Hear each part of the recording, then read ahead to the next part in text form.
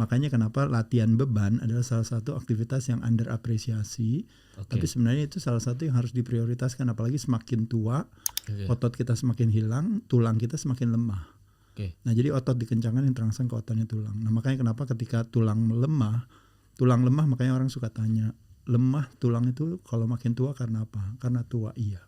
Karena menopause iya. Karena kurang kolagen protein iya. Karena kurang kalsium mineral iya. Karena kurang paparan sinar matahari iya. Tapi hampir sebagian besar orang menua, tulangnya melemah itu disebabkan karena terjadinya kehilangan massa otot.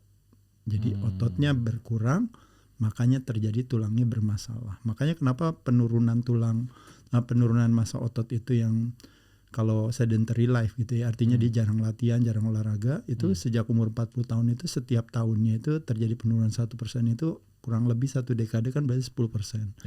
Nah jadi penurunan daripada 1% massa otot itu setara dengan 1-3% fungsi, 3-5% kekuatan, dan 8-10% speed and explosiveness, kecepatan. Makanya kenapa orang tua slow motion, kegesitannya kurang gitu ya. Jadi itu karena apa? Karena memang hilangnya massa otot. Nah jadi mungkin kalau saya ingin langsung meluruskan aja tadi kalau Bro Kemal bilang bahwa sesungguhnya latihan beban itu adalah salah satu aktivitas yang bisa kita lakukan dengan hanya menggunakan badan kita sendiri sebagai gymnya gitu atau sebagai toolsnya. Misalnya nggak bisa push up di lantai, push up di meja, nggak bisa push up di meja, push up di tembok. Jadi sudutnya lebih ringan lagi, tapi tetap dia bisa push up. Nggak bisa squats dengan menggunakan beban atau apa, dia bisa dengan menggunakan badannya sendiri, masih nggak kuat lagi juga, hanya sekedar senderan aja di tembok lalu tahan sama kakinya. Itu namanya wall sit, static kontraksi. Apalagi yang lain, plank, aktivitas gerakan yang nggak ngapa-ngapain, cuma diem aja tapi semuanya gemeteran tuh. Ya, dan bisa dilakukan di setiap habis sholat, langsung lakukan.